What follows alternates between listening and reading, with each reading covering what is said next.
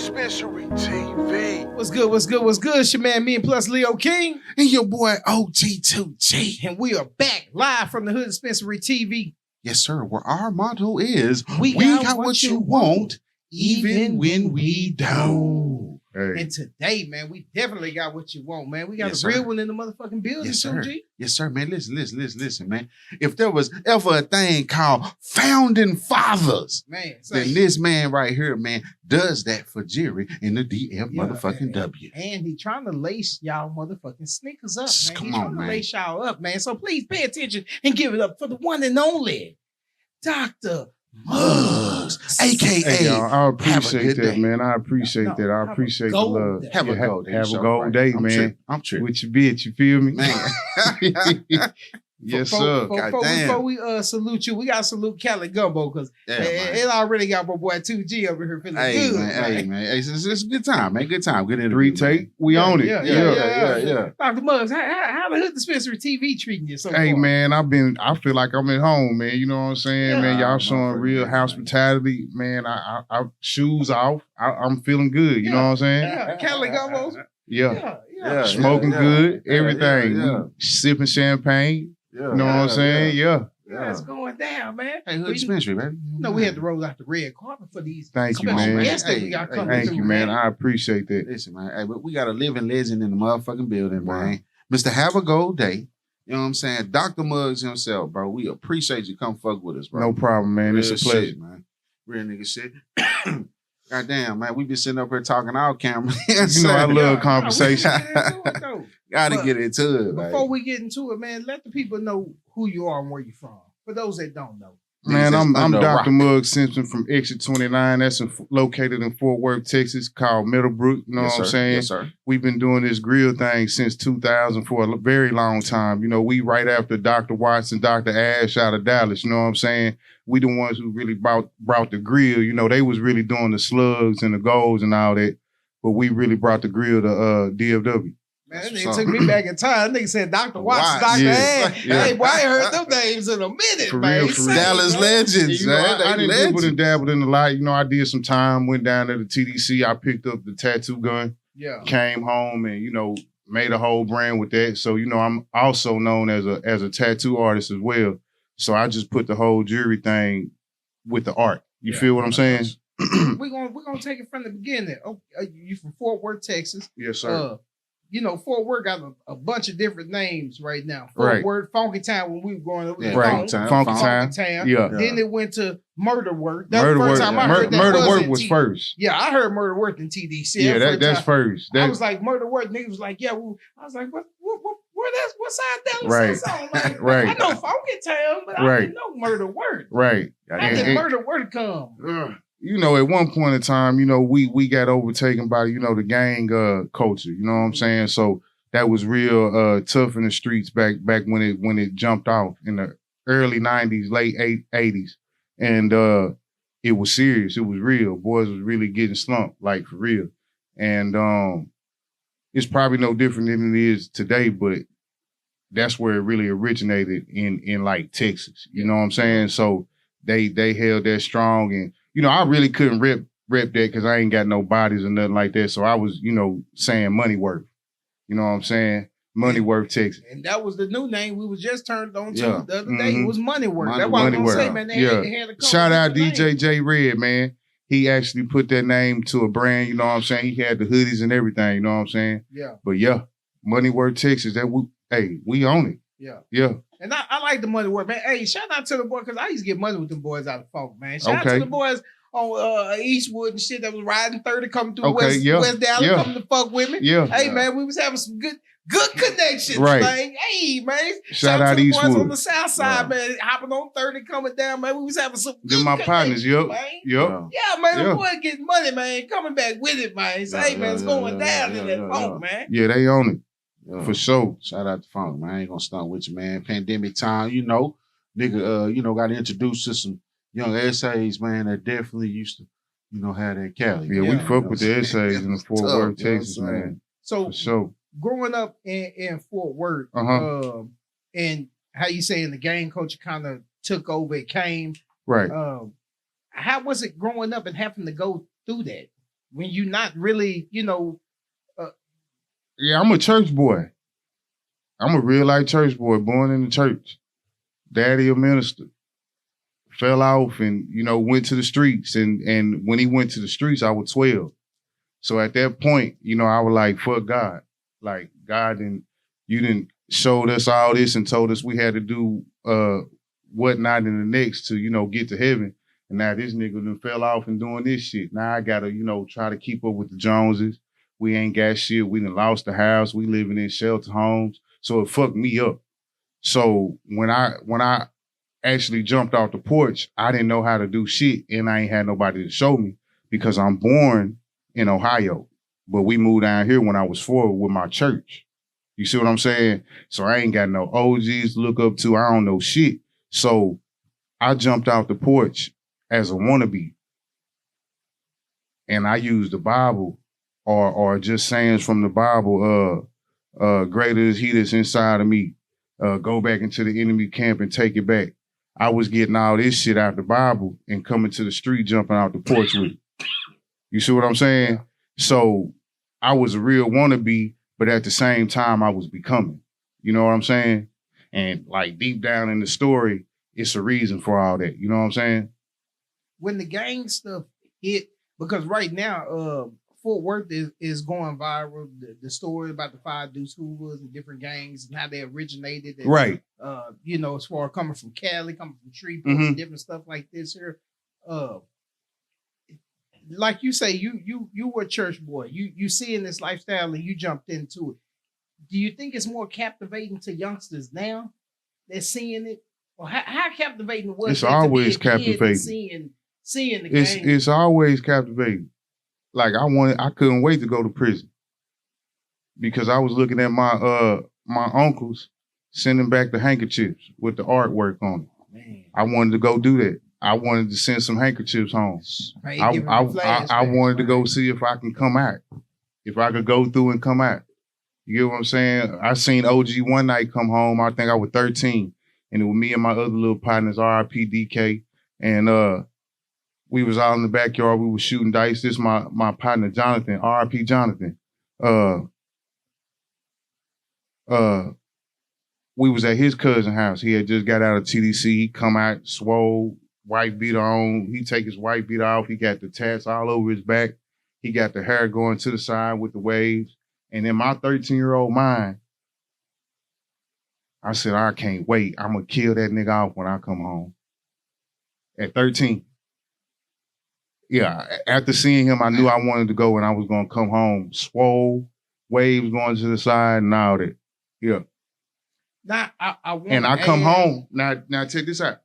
I come home and I see Big Homie, and Big Homie done got his tattoos removed. My nigga wearing polo and looking, like a different kind of guy, a changed man.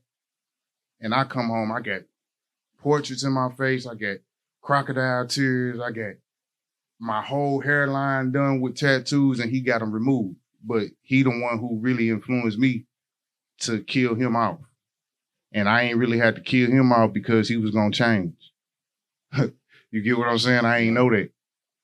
How'd that make you feel at that point there? Like I did all this for nothing. Ain't nobody really serious. And the reason I ask, and I tell a lot of people when you come on here, I'm asking these questions from the point of that I hope that there's a youngster or a young female that's watching and being able to absorb this. For sure. Because you damn near telling me almost my life story. Yeah, everybody I looked up to was really some hoe ass niggas. After I got older and looked back. You get what I'm saying? And that's our culture. We're dropped. We're incomplete. Do you think a lot of us raised fully? Do you think a lot of that came from just a strong? Well, I don't know this. So I'm asking. So did you have a strong male figure in your life to look up to? I did, but he was the first one to show me like you was bullshitting. You get one? He was first. Yeah. You see what I'm saying? Yeah. And it's like that's where our community fell off, is the the parenting. Yeah. And then not just the parenting, it's also the village. Yeah. You get what I'm saying? Yeah. Most definitely. I definitely understand. Yeah. You get what I'm saying? Because when you step outside the door, the village take over immediately. You And get what I'm saying? I tell, because I got a lot of young homies right now, and I tell them, I'm like, you know, a lot of us when we was jumping off the porch, it ain't something that we necessarily wanted to do. Mm-hmm. You know what I'm saying? Like I knew that the streets, I couldn't handle this shit, Right. but for some reason, we were still pushed out there. Right. You know what I'm saying? The whole go outside, that was something serious. Mm-hmm. You were pushed outside, Mm-hmm. not knowing that it's a whole nother, especially at night. Oh, it's a whole nother world Right. going on. And what's crazy is in different cultures, it's totally different. Totally different. So they go outside, they had to chop wood. They had to do this, they had to do that. They had to do different things to understand how to become a man or what a man do. You get what I'm saying? We don't have that. We had to get out the house. Yeah. While grown folks is talking or while grown folks are doing what they doing. And then in our era, when we start being the parents, we were like, fuck it. They gonna see what they gonna see anyway. Yeah. You get what I'm saying? So our kids today is like, they very, you really can't tell them shit. And I remember niggas is Carson not White listening. said something. He said, man, he was like, they think this last generation was something. Wait till these who shiesty babies grow up. Nah, for real. Y'all ain't seen shit. And I be damn, here it is down there 10 years later. Hey, what? Yeah, they ain't got no mind. It's getting wild out here. They ain't got no mind. So it's like, go ahead. Let me ask you this. Mm-hmm. How do you process the trauma? Say it one more time. How do you process the trauma? I've been trying to figure that out this whole year.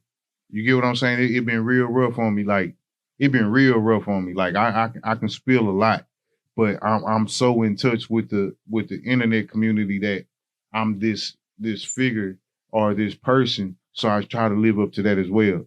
You get what I'm saying? You don't really want to, whine and cry about it, but how do you live up? It's hard as hell. Like I here recently figured out I'm very institutionalized. Very. You get what I'm saying? You know what I mean? We got this big ass content house and I stay in one room. It's a 5-bedroom content house. I'll be in one room and just stay secluded.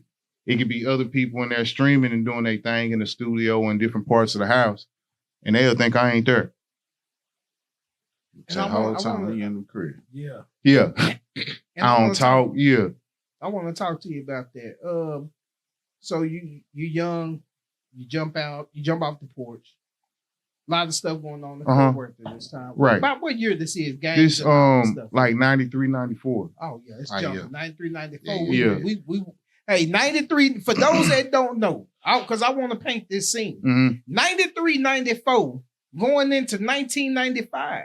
Yeah. If you was riding through Fort Worth and you stopped at the wrong gas station on the wrong side of the freeway with the wrong colors on, It was really like you this. had a real problem. Yeah. And it was the type of problem you didn't know where it came from, why it was happening, but it was a problem. Yeah, real problem. Tell us about going through this and then how you got to the penitentiary. Okay, going through this, like, so we it's a lot of affiliates in Fort Worth, you know what I'm saying? Like, just different people who you can, jump in with, bandwagon with.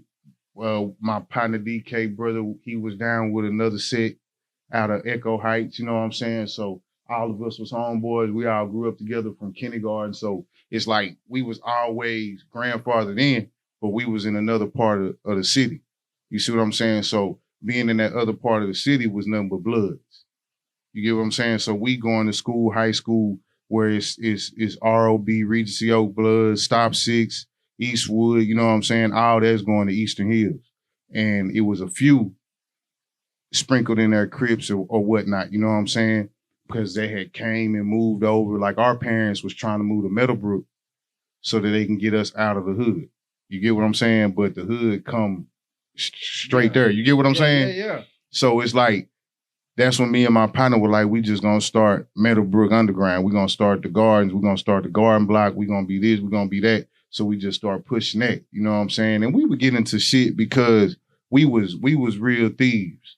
Like, we were real jackers. Like, before, we start selling weed in the end, and dibble and dabble and everything else, but we was really just robbing, jacking, stealing, hitting licks, doing whatever we could do to get some money. Because, like I say, our parents kept us sheltered where we played pee-wee football. We got the best of life. We wearing Jordans when they drop. We going back to school looking good. Christmas good.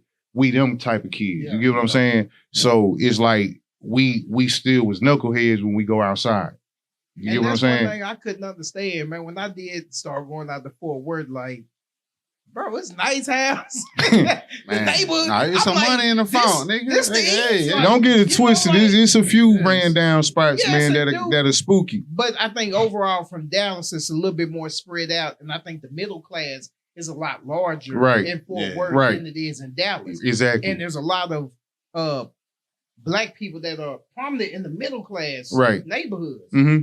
So for me, for instance, I didn't learn about Fort Worth from hanging out in Fort Worth. I learned about Fort Worth from being in TDC. Right. For being in Exactly. the detention. That's where I learned, it's a north side of Fort Worth. I didn't know that. Woo woo.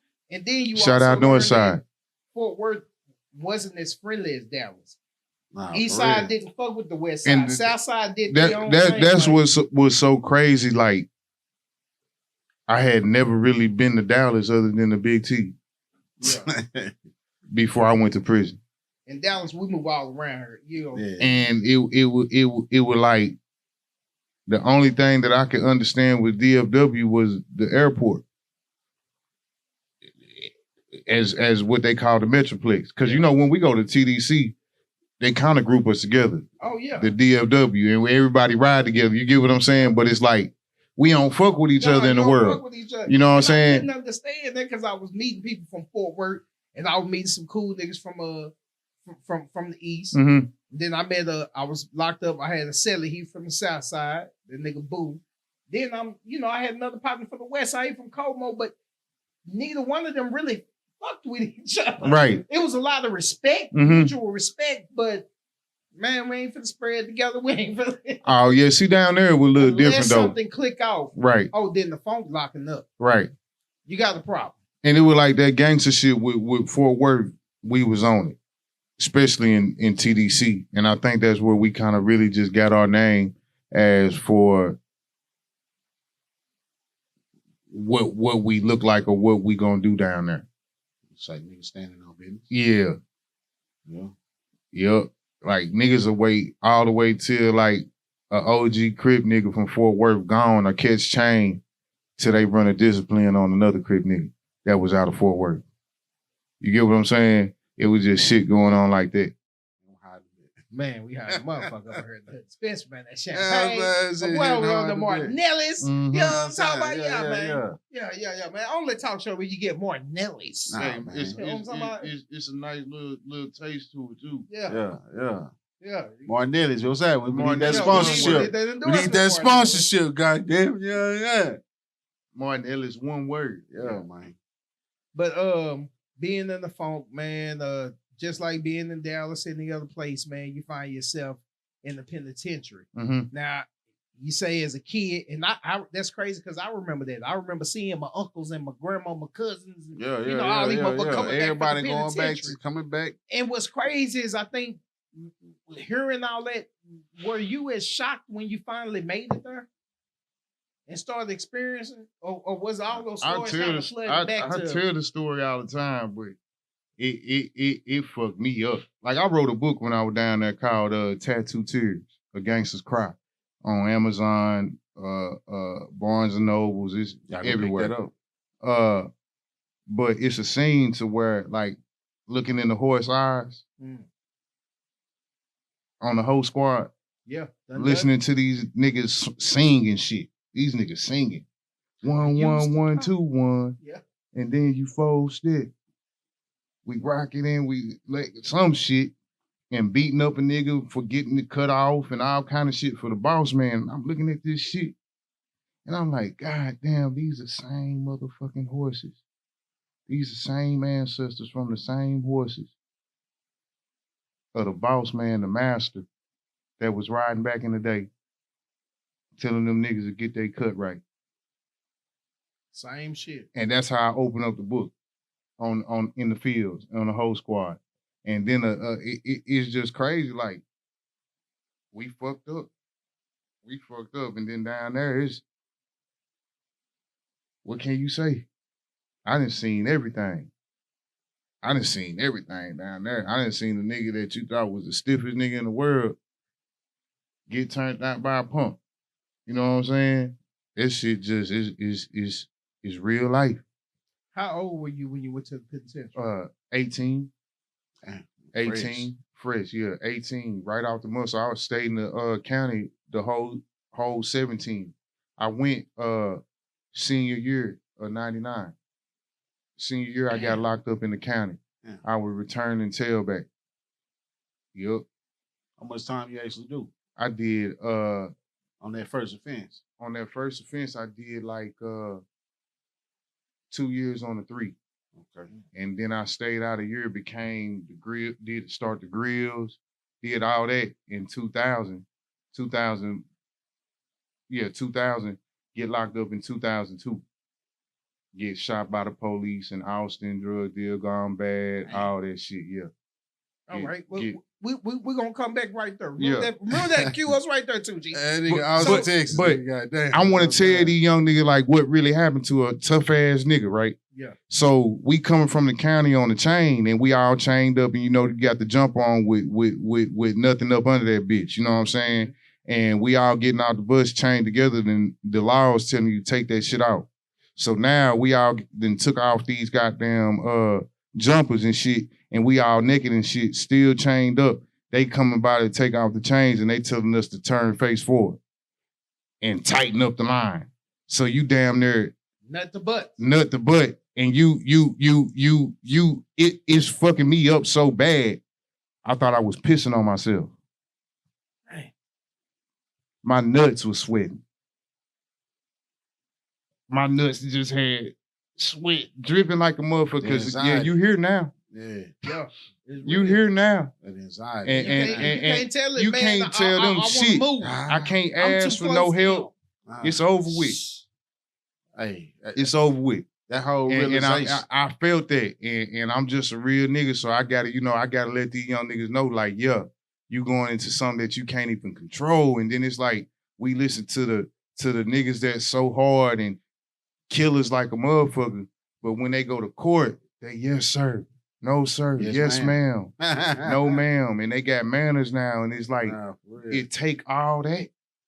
You get what I'm saying? I start realizing that shit, and it was fucking me up. Like, I don't need them to be a man. Yeah. You get what I'm saying? Yeah. And it's the lack of parenting, Yeah. the lack of the village. And you know what I used to hate when you're in those situations and you subconsciously start thinking about shit that you've been told. Oh, you gonna go to the penitentiary, or oh, you gonna mind somebody. One of my principals told me that. Yeah, You you know, gonna like, mind somebody. I like, why Yeah. are you telling me this shit? You know Hey, what I'm man, saying? because they Like, foresee why are the you future. telling me this Yeah. shit? They foresee the future. Nigga. Yeah. They know where you was headed. Well, They see tried what to we tell had. you, but And it's nah. crazy because now it's like, bro, just chill. Like, I know, don't get it twisted. I know a lot of kids moving out to DeSoto fucked me up. Cause it's like I ain't never been to DeSoto in my life.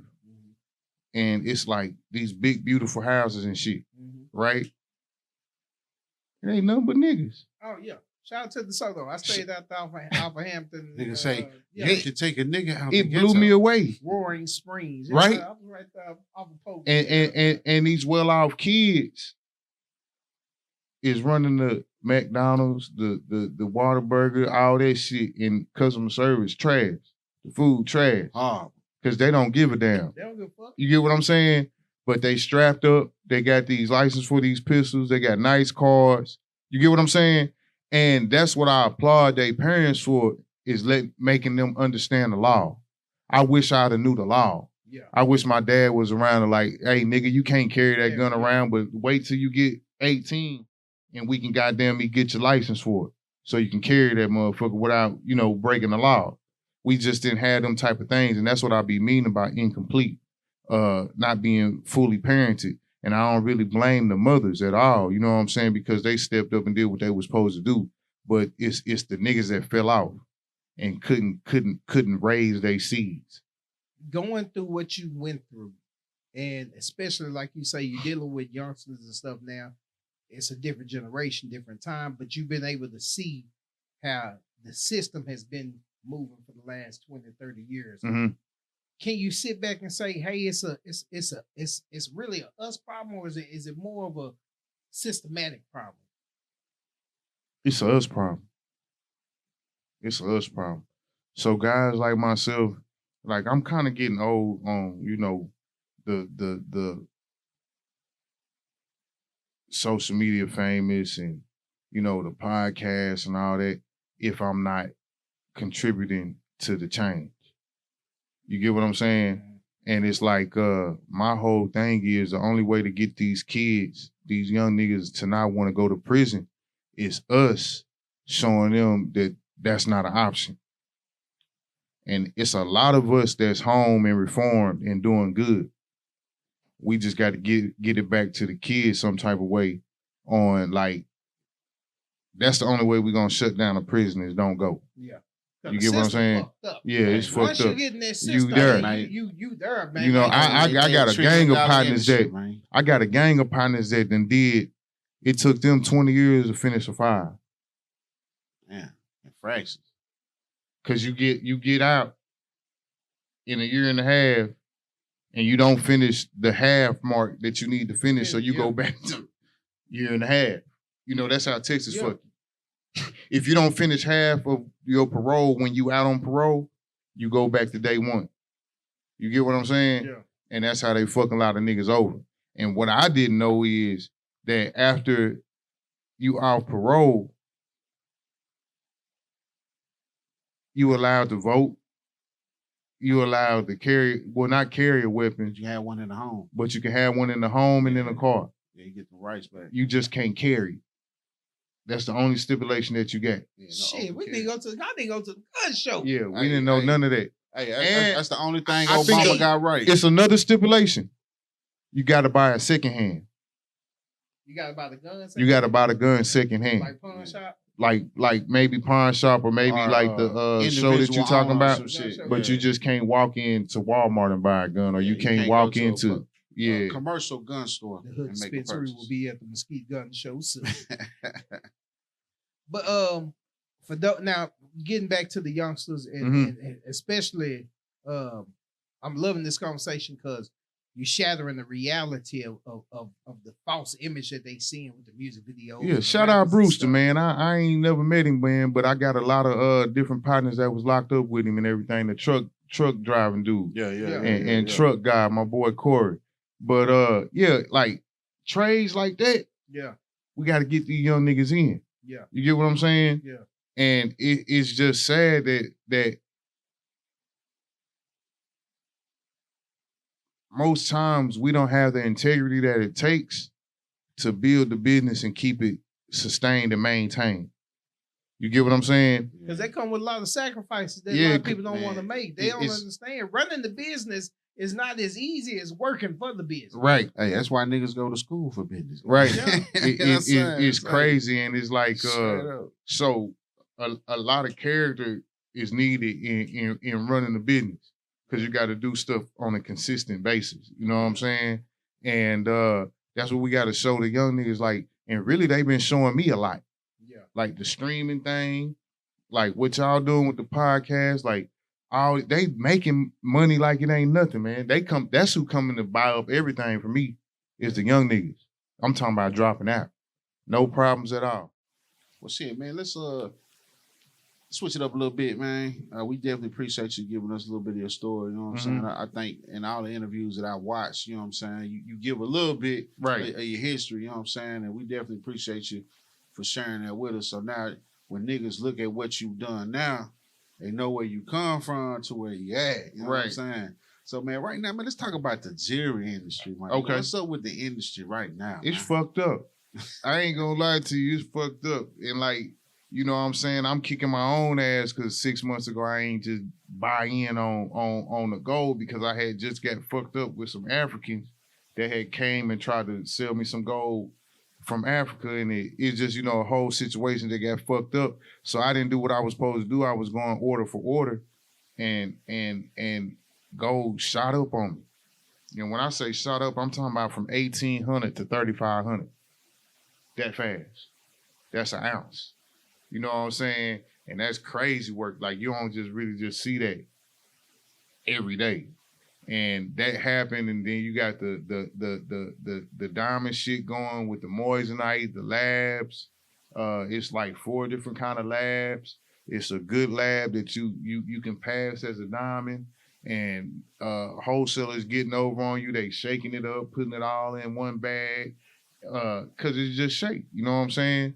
And it's just certain things like once they figure out that you figured it out, and when I say they, I'm talking about the industry, the specialists, the one who doing the stuff for Johnny Dang, the one who doing the stuff for Zoe Frost. All these guys, they seeing these niggas like myself getting in the game, and so what they do is they push us back. They mess up our orders. They don't really hear us clearly. You get what I'm saying? And it makes it hard with our clients and our clientele, because on the other side, the clientele don't treat us like they treat Iceman Nick or Ice Champ or all these other different celebrity jewelers because of their name and the way they conduct business, the integrity they have behind their business. A lot of black jewelers don't have showrooms. You get what I'm saying? So you handle us a little bit different. It always revert back to street. Hey, give my money. Or posting a nigga on I seen one dude getting into it with a jeweler about, their text messages back and forth, and he owed him his grill and he hadn't got his grill. You know what I'm saying? A lot of negligence come from the actual individual, but most times it's the blackballedness of them trying to keep us out. You get what I'm saying? And especially when you traveling from LA to Dallas to jewelers that cash, that's where you do the cash snack, because the cashers in LA, they the specialists at it because they believe in gold. They real goldsmiths. You get what I'm saying? In Houston, that's where the diamonds is. That's where the diamond setters is. Them Vietnamese go off on diamond setting because they know geometry. And they honeycomb come from geometry. They got this shit down to a science. You get what, to a science, Jack, and they steady elevating daily. And the other thing that's happening is with social media, the game is being exposed.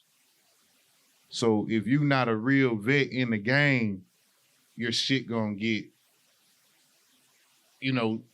holes gonna get poked in it. You get what I'm saying? Yeah. Mm-hmm. What made you, a kid from Fort Worth, Right. just wake up one day and say, "Hey, man, I'm finna get into this jewelry game, man. I'm finna get into diamonds and gold." Like, how did they come about? So, I was always fascinated by jewelry and gold teeth from my grandma. Like, I sold her dentures one time. And yeah, I was like 5 years old, burned the bathroom down and everything. You know what I'm saying? And she always told me she was going to get me one when I turned 16. So by the time I turned 16, I think I had a 4-on-4. You know what I'm saying? I had already got it myself. And the thing is that when we had got it, I'm fresh out of TDC on parole. And I'm going to barber college. I'm thinking, you know where I'm at. And I'm going to barber college. And it's a nigga in there from New York named Styles. And the nigga came back from New York one time and had a grill. And I'm like, dang, nigga, where you get that from? He like, oh, my jeweler did it on Fulton Street, Mike. I like, you think he'll do me one? He did me one, and then it was just up from there. We started sending it, like we was sending impressions and molds to New York back in 2000. Damn. Yeah. And then they send the grill back. They send the grill back. We doing this all in 2 days. So you just basically wholesaling the grill. Right. I was 18. Damn. That's what I was doing.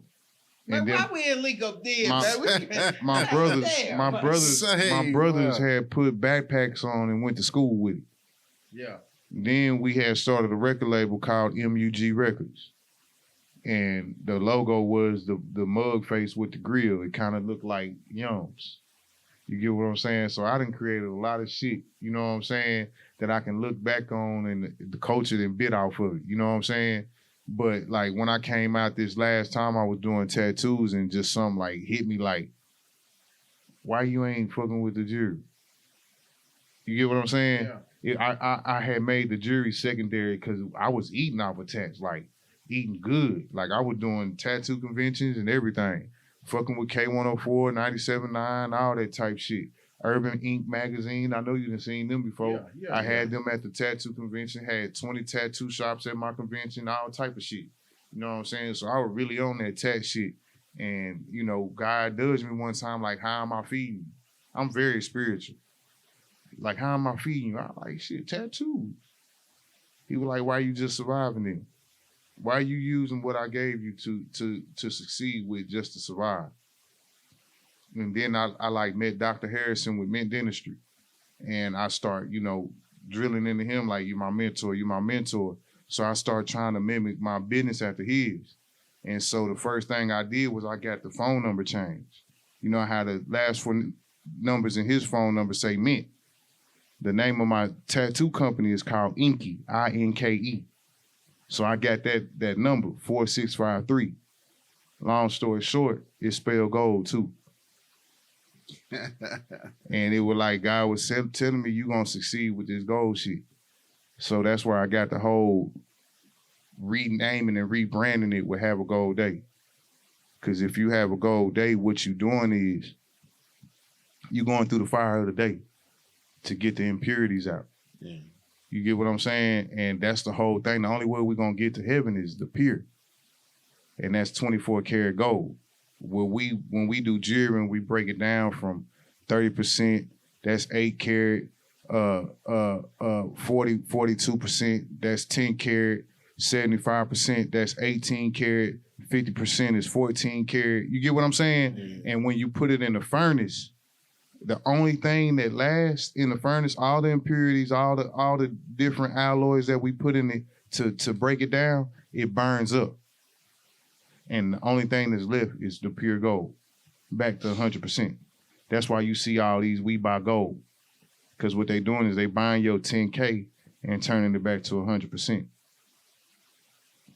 Because gold is the only thing on earth that's eternal. It don't die.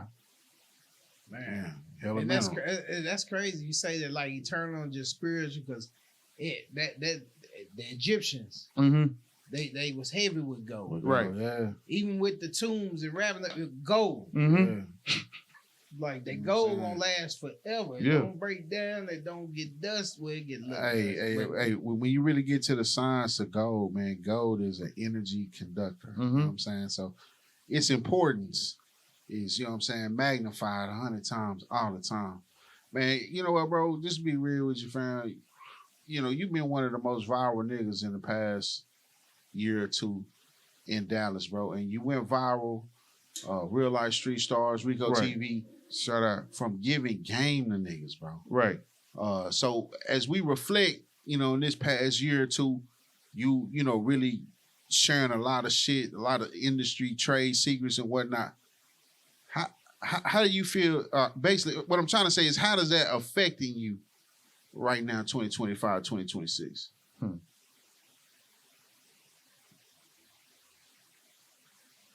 It really showed me what I was supposed to be doing with it. You get what I'm saying? Because I'm from a different era of business. I didn't really jump in like I would have or I should have. You get what I'm saying? And the great demand is what almost broke me.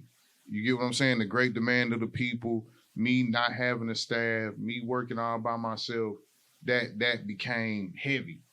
You get what I'm saying? And with not knowing that, that's them the things I would have changed. Having a staff, I look at other people really using the podcast for marketing and understanding different things like that. And you know, just like what I did for the people was like all the jewelers know who I am and have to go Google me and go look at my YouTube and all that type of shit. because a nigga gonna go in there and say Dr. Mugg said this, that, and the next. And they be like, who? Or man, you get what I'm saying? And that's what they hate me about. Because Dr. Mugg said. Well, he ain't no fucking doctor. You get what I'm saying? They hating because like, and it's the Ice Champs, it's the Sunnies, it's the Manhattan, it's it's these type of people who you get what I'm saying? It's like who I think I am, and it's like I show niggas like, bro, I'm taking pictures of their jewelry. I'm showing you their jewelry because I'm getting jewelry done at the same place that they getting jewelry done. You get what I'm saying? And it's more like that's what I became, the game guy to get the game from and run with it, which is cool with me because what I had to understand is at the point in the height of, all the praise and all the, everybody, lifting me up, I started people pleasing. And I start like losing focus of my main goal, and the main vision was to show the have-nots how to have-nots. You get what I'm saying? Yeah. And I don't never want to lead a have-not. Like, so now I'm like on this fuck them diamonds type shit. Yeah. And I'm ready to go on tour with that because it's like what's crazy is I make the most money off of just gold teeth. Like everything else becomes a hassle after gold teeth. And it's crazy to say that because it's like what people don't understand is when I get an ounce of gold, I can break this down into 90 pieces real quick and pay that 3,300, 3,500 and bring back 9,000 after I sell 15 6-piece grills. That make my job easy. I'm cool. I'm about to flip again. You get what I'm saying? I didn't give us a real hustle one-on-one over real day. I'm gonna flip again. And you don't realize like them kids that we talking about, them 13-year-olds that we used to be, we couldn't wait to get a grill. I couldn't wait to get some gold teeth in my mouth. Yeah. So it's really them. And then if you look at the culture of golds in Florida, bro, they making a killing. One of my partners down there is Stacks Custom Jewelry. All black brothers, cousins, family, nigga, they doing everything from A to Z in the kitchen. I'm talking about casting, lost wax casting, designing. They doing diamond setting. They doing everything they sell, bro. And like I look up to them a lot because they had the team. You get what I'm saying? And that's where I'm shooting a lot of my Cuban link customs too. They do all that for me. And then it's a guy named Johnny out there. He do the grills, and he the first one who showed me like you can get a Rolls Royce off of doing grills. You know what I'm saying? So, I just been following the greats and taking notes and everything, and it's like they winning off of just dental gold grills. Well, let me ask you this. Glee. Since you've been giving that game, we got you here at the Hood Dispensary. Mm-hmm. For you got a lot of young artists that come out, they trying to go get the jewelry. But my boy say that's the image. Mm-hmm. Have the image. What's 3 things that a young artist should look for if they going to go get some jewelry? The first thing is you need to know your budget. You need to know what you want to spend. And then at that point, you got to make sure that within your budget that you know what type of stones you're getting and what carat of gold you're getting. And the next thing would be to always get your shit appraised somewhere else, because sometimes the jeweler don't know that he got fucked. You get what I'm saying? Yeah. You get what I'm saying? And you'll understand that just by the character of the jeweler that you've been messing with. But you always want to go get it's called a second opinion. You get what I'm saying? You go get a second opinion, you get your appraisal, and you put your shit on insurance. You know what I'm saying? So you can always, have the value in your shit. You know what I'm saying? And I done heard some credit guys say like you can really go to your bank and get collateral off of your policies. Yeah. Yeah, when that shit was that GIAA? Mm-hmm. Yeah, all that's real. All that's for real. And like that's what our culture don't understand. And like I had a Indian diamond dealer. He was laughing at me like, man, like all your people Like y'all love wearing jewelry, but don't nobody have insurance on it. Don't nobody understand what it really costs. And I'm like, wow. And they just look at us like some motherfucking fools. Like, we some damn fools. You know what I'm saying? But it's all good. Like, and that's the thing. Like, it ain't nobody fooling around no more. Nah. Mm-mm. Man, let me ask you this, G. It ain't really too many niggas we can even ask some shit like this, man. But is Houston, Texas, the king of jewelry in the South?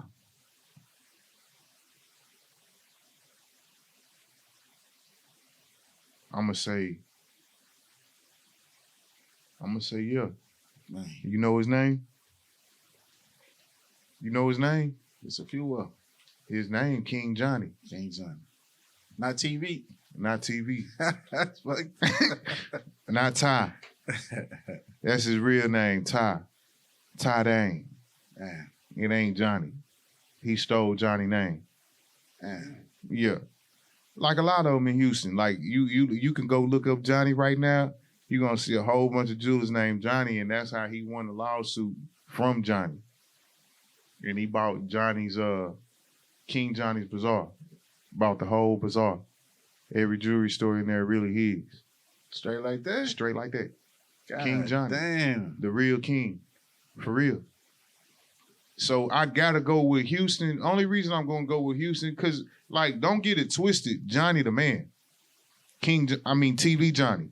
TV Johnny the man. You know what I'm saying? I'm gonna just call it like it is. He the man. He got the culture by the neck. You know what I'm saying? But like the real street dudes, the real street niggas, they going to King Johnny. And you know who up under King Johnny, right? Iceman Nick. Okay. Iceman Nick came from one of his proteges. Yeah, one of his proteges, and he got the Sharpstown store. King Johnny Sharpstown store. That's Iceman Nick's. Yep. See, that's some shit right there, bro. Like a lot of niggas don't even be understanding, man. Like, I know there's levels to this shit, bro. And Kevin Dane got the first Johnny Dane jewelry store, his brother. Yeah. My partner, shout out Mike Hardman, Ice by Mike. You know what I'm saying? He doing his thing. He working for Johnny and them. Like it's a whole bunch of lanes that you can get in with this thing. You know what I'm saying? So that's what I'm really about to jump into. I'm about to really go live, like showing boys what kind of diamonds they really got.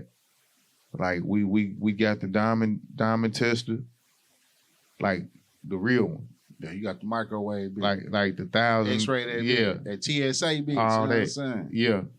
Yeah. So it's like, and I don't want to. I ain't doing no just anybody. It's you got to be somebody. You got to have went to somebody. You know what I'm saying? Because what we trying to do. We just trying to keep everybody honest. You know what I'm saying? So if you went to Iceman Nick or Johnny Dang or that type of person, Manhattan, and you want to make sure you got what you got. Yeah.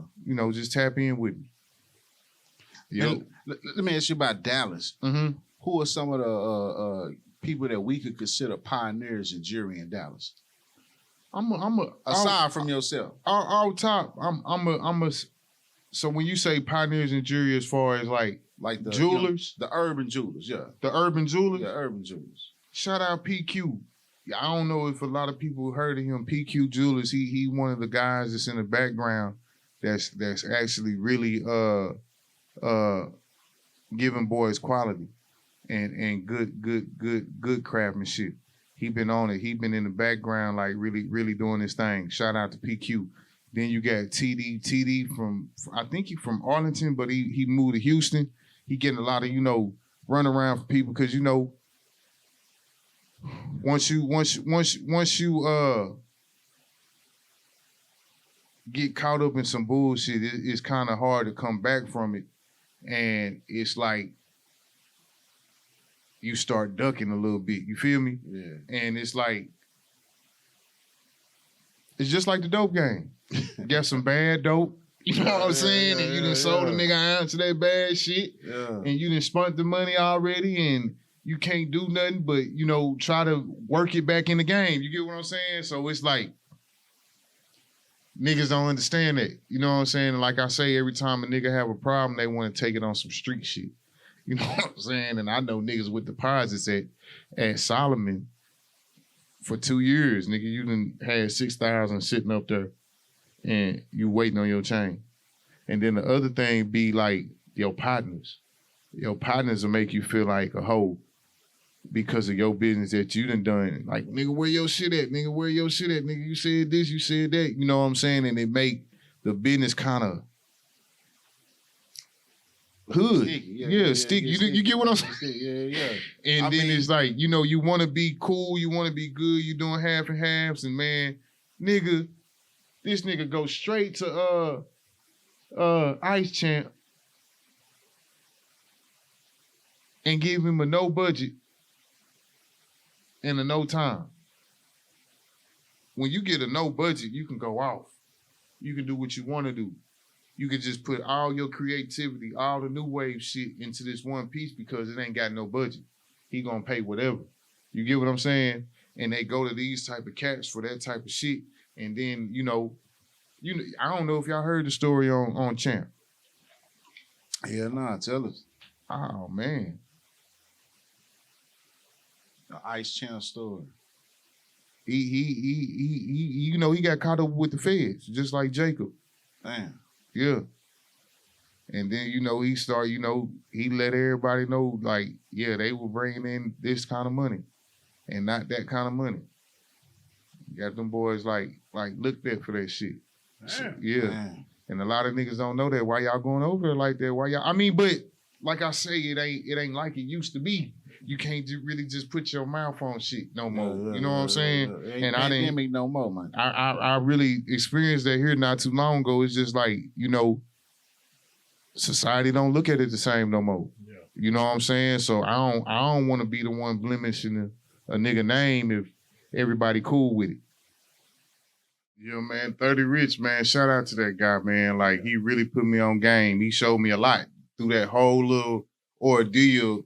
Like, he showed me so much with the game, like, it's crazy. And can you describe the ring? Because it looks enormous on the finger. Can you describe the ring? The thing, you know, it kind of set like this little alien right here. Like, we put a little Frenchie on top of it. And then we had made another one with the bully that the Florida guy actually took home. You know what I'm saying?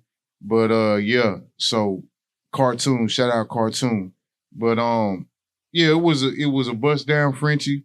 You could see all the features on it. It had the no play on one side and it had number one on the other side. Yeah. Because that's what they took home for the number one prize. Yeah. Yep.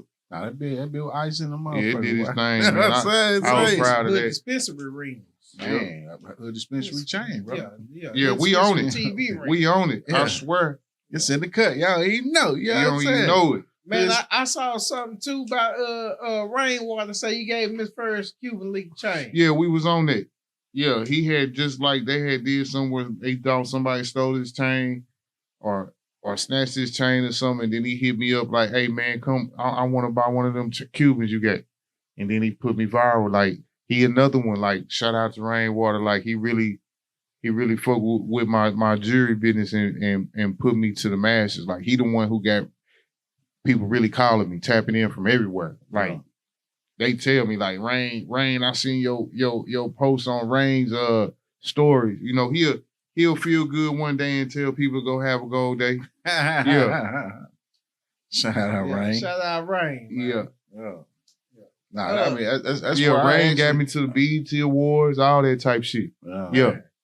So you went to the BET Awards. All that, man, and they spotted me. They spotted me, bro. That's what fucked me up. Like, I really had to pull back, bro, because it's just too much. Like, I'm in LA and they hollering Dr. Mugg Simpson, and I'm with all these rappers and entertainers. Yeah. Like, wow. You know what I'm saying? Airport, TSA. I'm always in the airport. Like, I fly like damn near 2-3 times a week. TSA dude told me, he like, hey man, don't stop doing what you're doing. I'm like nigga, I watch YouTube and shit. I'm like, damn. And the throatest one was Earl Spence. Man. Like, nigga, I watch your interview, nigga. You be talking that shit, nigga. I'm gonna fuck with you. Man. So it's like, you know, it's a roller coaster, man. You know what I'm saying? Man, how that feel though, man? You know, it let me know that the people really watching. Yeah. And it's in the palm of their hands. We not cutting on TV no more. You know what I'm saying? You looking at this shit in your hand, and that content is where you got to be. Yeah, that's the way right now, baby. Yep. Content king. You know what I'm saying? Mm-hmm. Man, hey, shout out Rico TV, man. That's where I seen you at. That's my guy right there, man. That was the video That's I seen that went viral. And you know what I'm saying? When I'm watching it, it's like, okay, well, damn, let's go hood, nigga. You know what I'm saying? I can automatically relate. You know what I'm saying? That's my first million views on Rico TV. Yeah. First million views. And it's like, me and Rico got such a connection and a chemistry that every time we do something, it just, it pop type shit. You get what I'm saying? And it then became like I'm his Charleston White. Yeah. From Say Cheese to different niggas. Yeah. And OG Percy, you know, that's OG my partner. We've been posing link for the past almost year now, man. We be so busy that I ain't got to him. And I met Percy in the church. You know what I'm saying? Yeah. And you know, God got assignments laid out for us, man. And you know, we here by his mercy. And I'm just trying to uphold it. I'm trying to get to that spot. And I just believe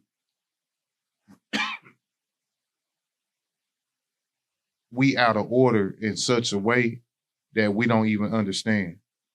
Like we'll go get married or have a relationship and don't have a foundation before we do that. Like all your business, all your sweat, all your toil supposed to be taken care of before you start a family. Yeah. You get what I'm saying? And then they come into that and they make that better. You get what I mean? And it's like, you know, I'm just trying to, you know, establish this company, get this company where it needs to be so I can, you know, start finishing my assignment so I can, you know, get the Judgment Day pure gold. Being that you somebody, man, that actually got history in the font, what's your take on a person or a larger-than-life character like a Charleston White? What's my take? Yeah.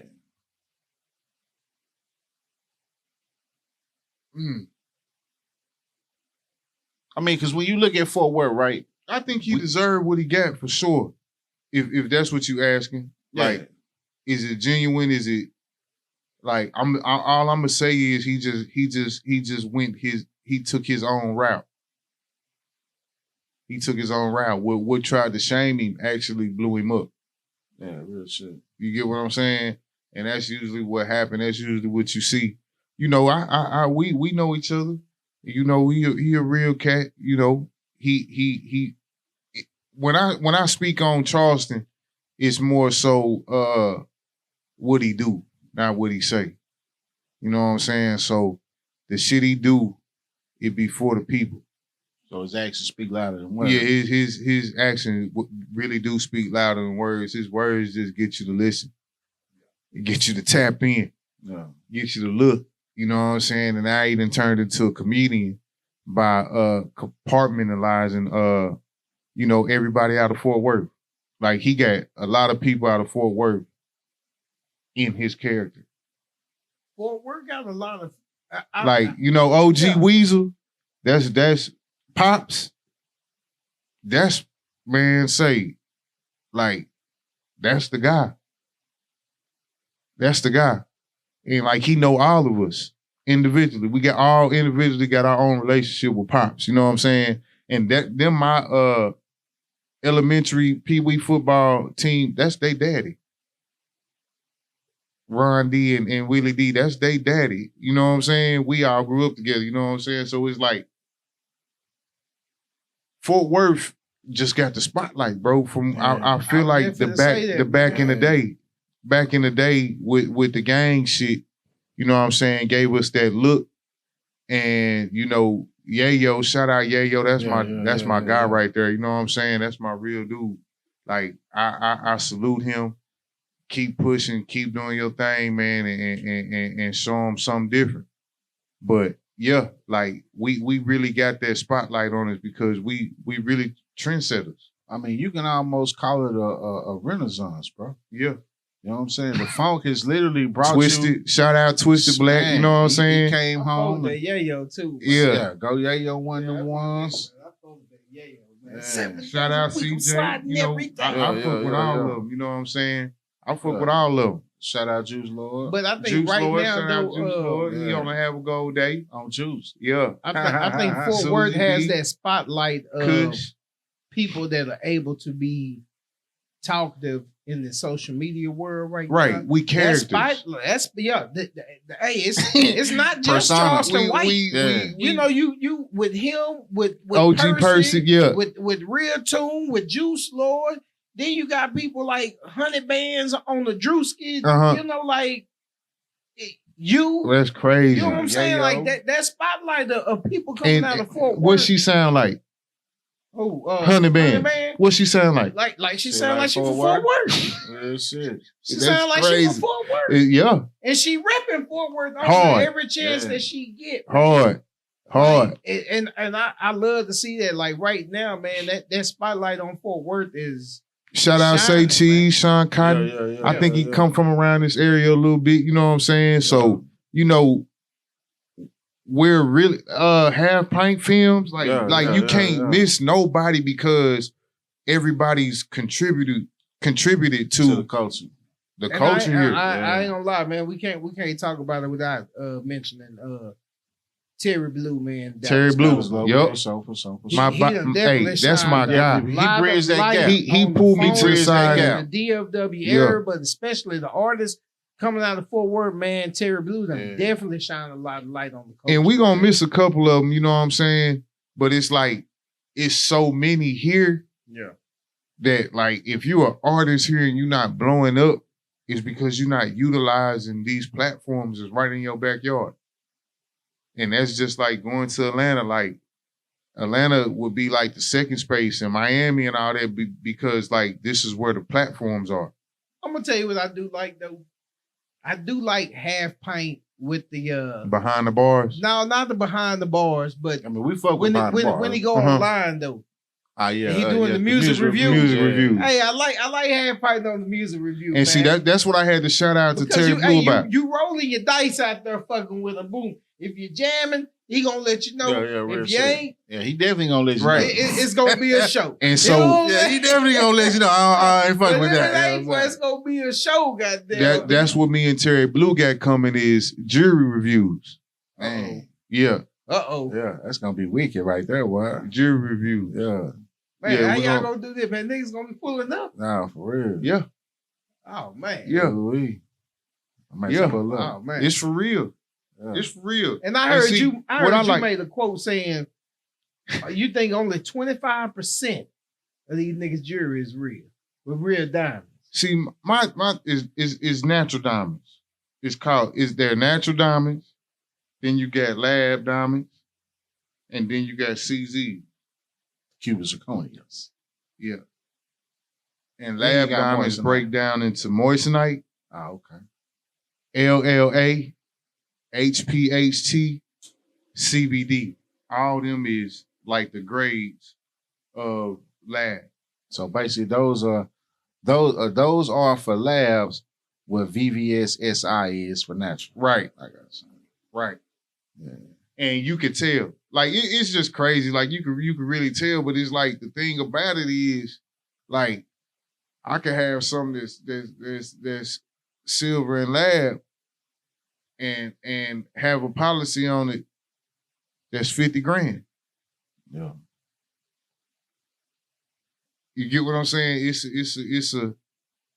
It's a method to this, man.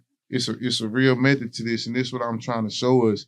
Like we got a lot of value that we don't understand or see. You know what I'm saying?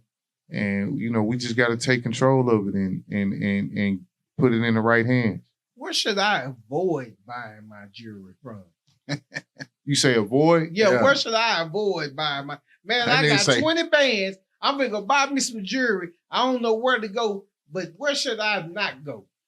If you got 20 bands and you know that's what you want to spend on your jewelry to get the biggest buck out of it, I think you should be pretty knowledgeable by now about like, you know, the different type of diamonds, everything like that we done talked about.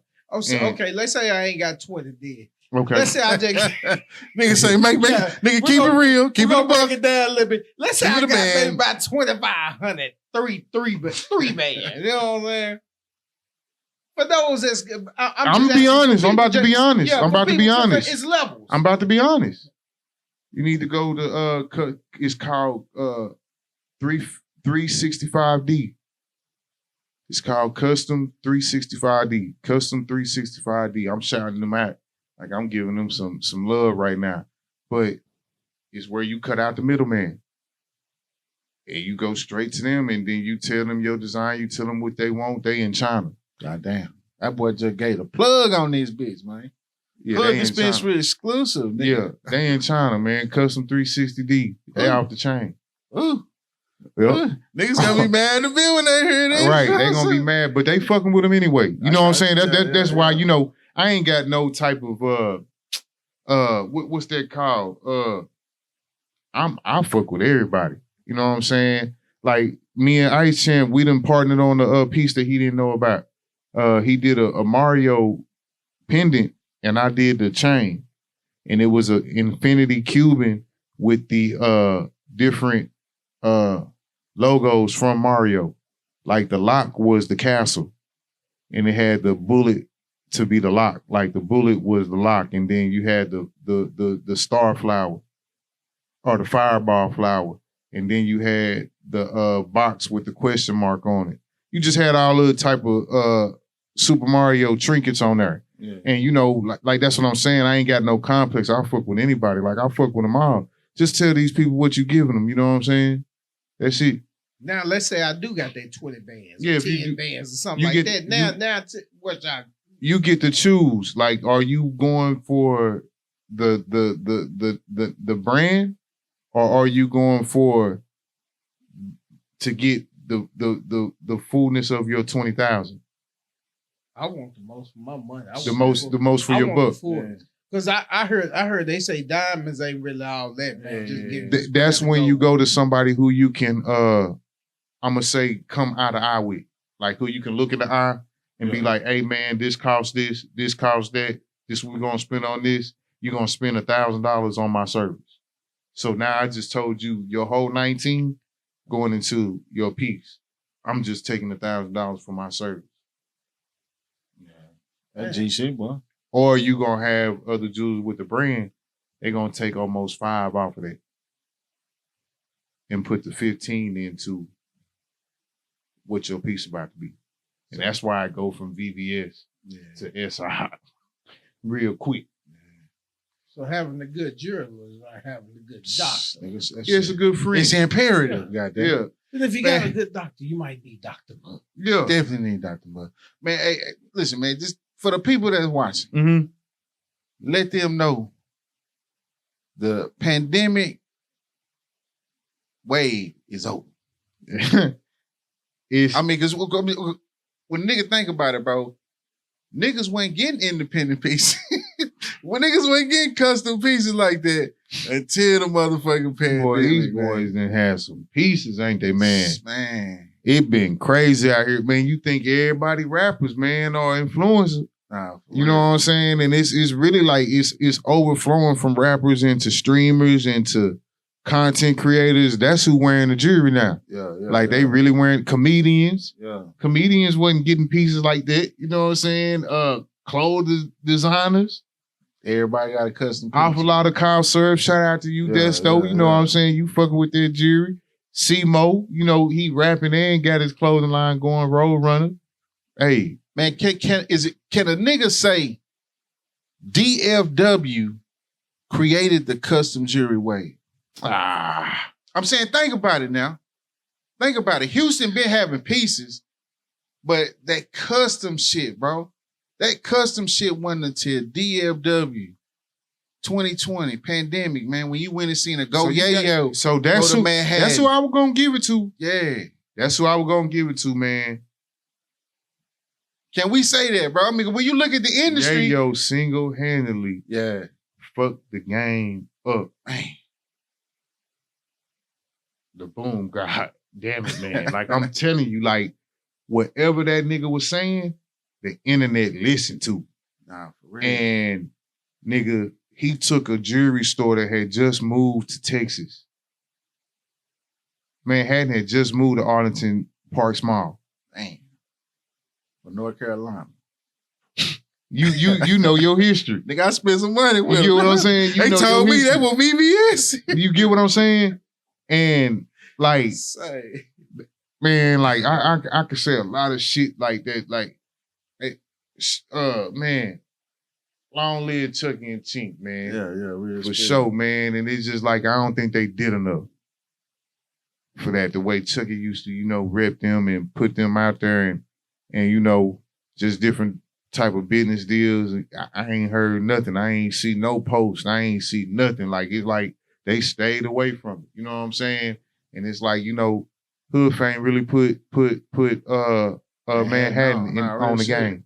And the reason I know is because a cat came to my shop and he was like, yeah, man, they told me to call you to cement my grill in. And I'm like, dang, why you ain't get them to do it? I say, who did it? He was like, Manhattan. I was like, why you go to them?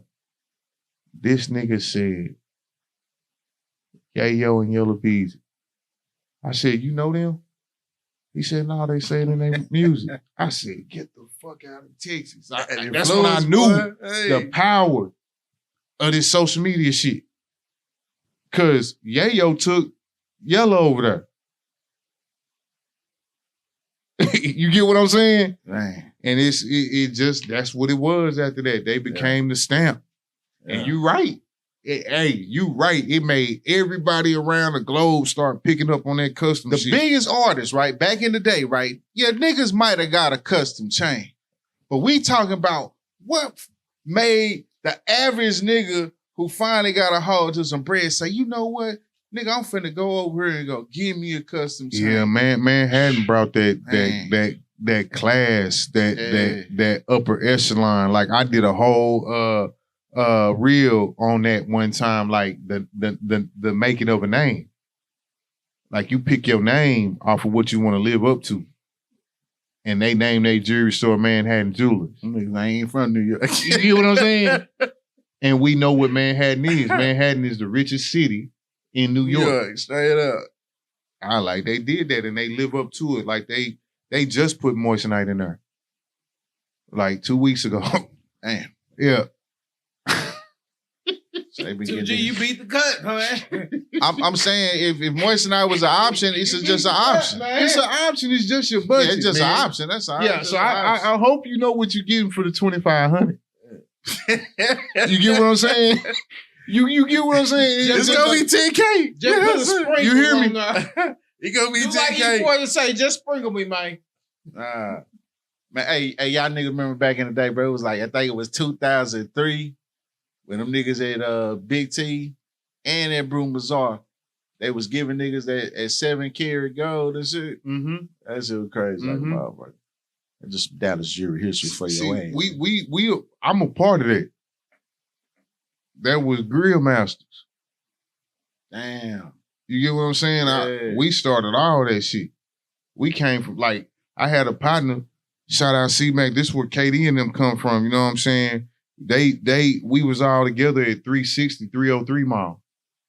We had a little spot in there where we were doing grills at where Eargasms was. And they was doing all the powwow and Chameleon there and them coming through doing the pop-up shops and all that. Yeah. And 7 carat. them niggas went to Yeah, that shit was on the news. that's called 20%. Yeah, hey, So whipping it's still nigga some up, gold boy. in there, man. Hey, whipping nigga ass up, boy. It's still some Blow up and Nigga, blow gold up. one green, like And nigga, he look gold, but I'm saying niggas started trying to go take it to the pawn shop. You know how that shit. Yeah, they trying to get their money back. Yeah. Mm-hmm. Nigga like, nigga, this ain't even considered real. Yep. gold. But the story behind that is they posted up in Big T and I wouldn't come. Because I still had that complex of Dallas Fort Worth. Yeah. I don't trust that. And Mike told me, he was like, man, your cousin, he's sending boxes in. I'm like, damn. Hey, bro, can I get 1,000 from you? You know what I'm saying? Like he started like he Dallas took him to the top. Yeah. That shit crazy. Yeah. That's crazy. Especially time. with the grills, yeah. Yeah. And say, like, hey, man, I mean, I'm just saying, from a hustler's perspective, when a nigga say it take 3,500 to make 9 bands, nigga, that 5 band profit. You know what I'm saying? Like, who wouldn't want that? You know what I'm saying, nigga? But it's so hard to get into. That's why I can say it freely like that. Like, I can say it like that because if you go get an ounce, you can't make 9,000 off of it. It's going to be even harder for you to get that ounce the way I got it for the 3,500. You get what I'm saying? Yeah. So it's going to be like that. That's what I'm explaining in this whole journey is I really had to pay my dues to get in this game. Like, even with I was robbing jewelry stores for Rolexes. You get what I'm saying? And I didn't understand.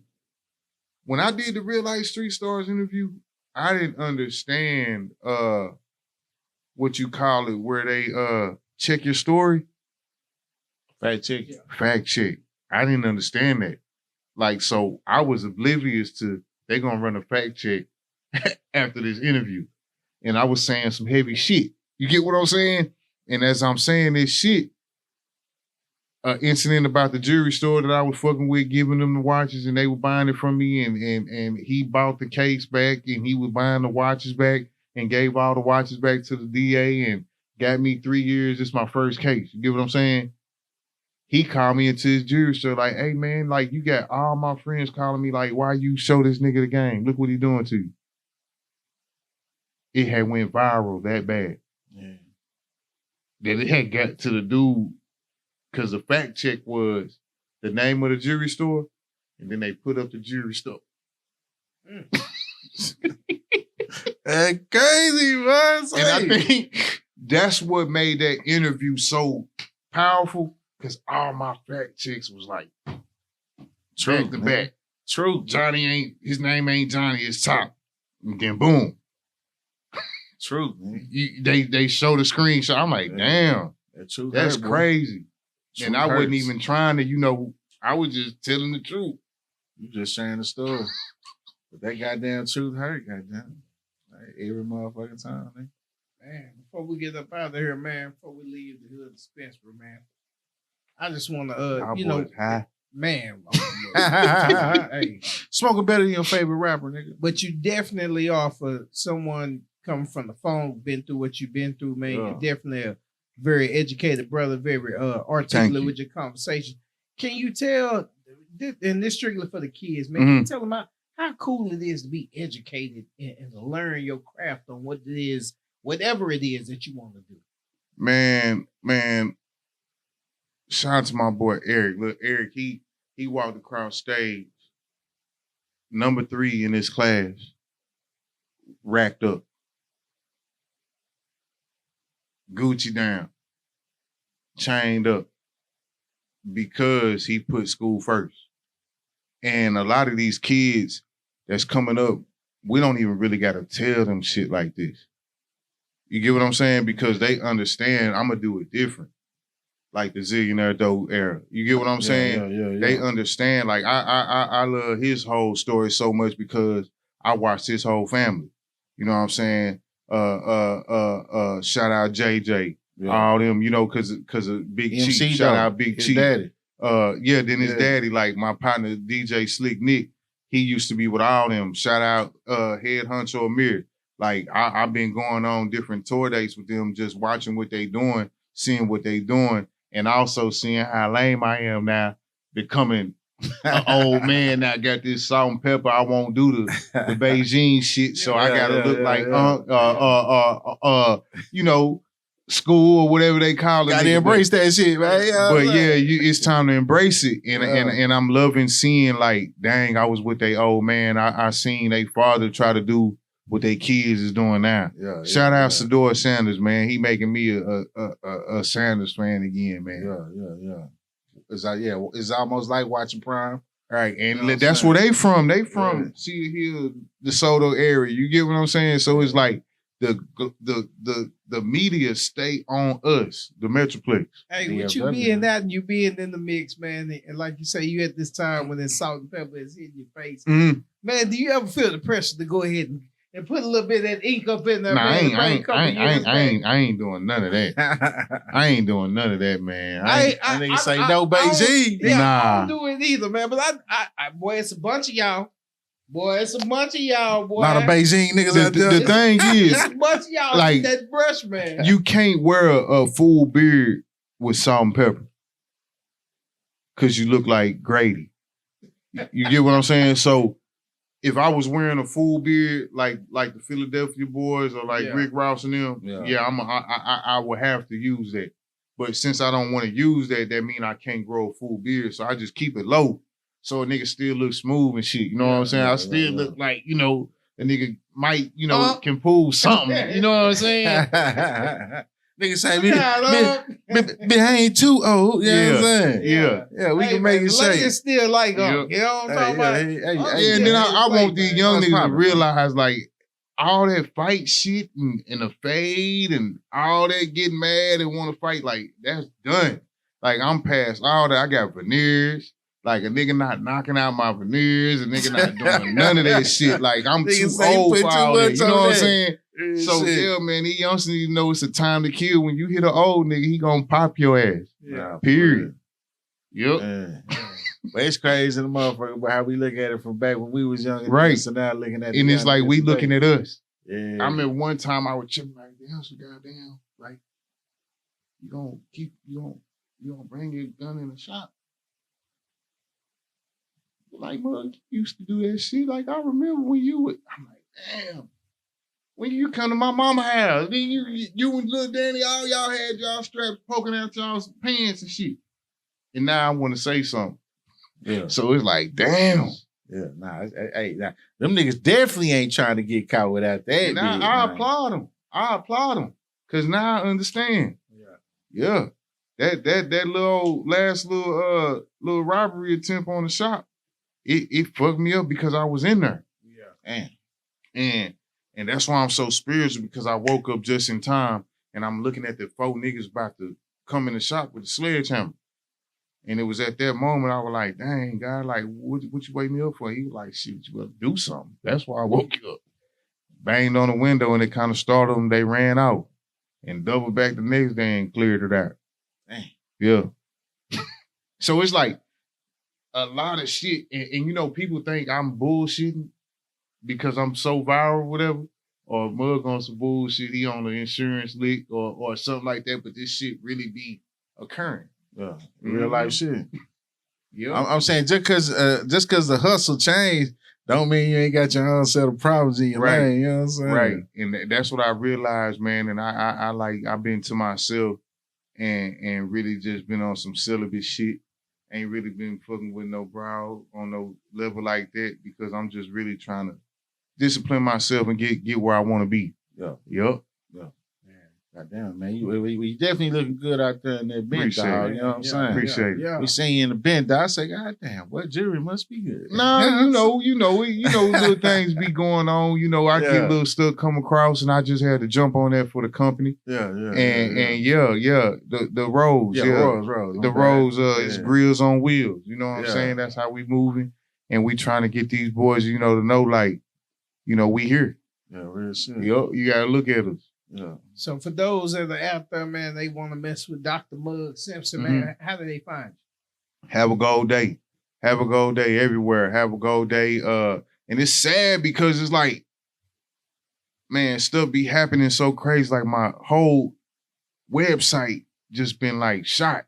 And you know, I'm kind of thinking like I be, you know, hiring different people to do different shit on my tech side. You know what I'm saying? Because I'm not too familiar with it. And it may be like a glitch that happened with one of them trying to set something up, and it done wiped my whole page. So y'all gotta like bear with me on the whole website. But everything is Have a Gold Day from Instagram, Facebook, TikTok, everywhere you can reach me. You know what I'm saying? Our number is 1-844-904-GOLD 4653. Just hit us up anytime. I'm a answer. I'm a text type of guy. I get a lot of texts. I get a lot of people hit me up. So just like stay in tune with me, and I'm gonna get with you for sure. And anybody waiting on their piece, just know that I'm not running nowhere. You can always tap in with me, and you can find me. I'm just trying to make it make sense. Yeah, there you go. Straight up, man. Goddamn, man. Motherfucking DFW legend in the building. Nah, man. Thank y'all, Hey, man. I'm You know talking what's about. a legend, man. What's that? 2G, take us down to Terry Blacks. Ah, Some man. of that brisket. Yeah. Nigga, chill. Come on, man. You got the You know, hood motherfucking dispensary. Terry Let's Blacks, put it to nigga. use, baby. We gotta get that going. Nah, fuck that, nigga. You know what I'm saying? Nigga be lucky to get some goddamn Fuel City out of me, man. You know what I'm saying? Northwest Highway here behind Fuel City, nigga. You know what I'm saying? That's where we going, goddamn. Man, but y'all stay tuned for more Hood Dispensary TV, man. Make sure y'all check out Dr. Muggs, man. Yeah. This your man, Million Plus Leo King. Hey, your boy OG2G. You know This we is about Hood here, man. Dispensary shit.